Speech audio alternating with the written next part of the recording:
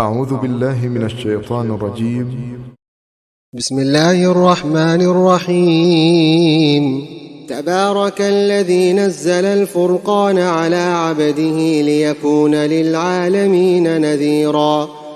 الذي له ملك السماوات والأرض ولم يتخذ ولدا ولم يكن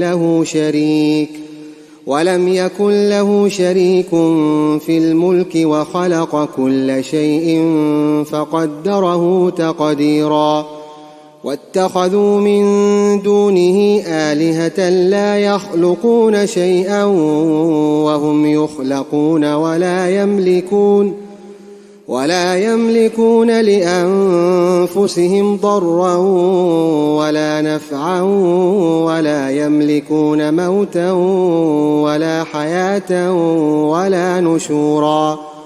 وقال الذين كفروا إن هذا إلا إفك افتراه وأعانه عليه قوم آخرون فقد جاءوا ظلما وزورا.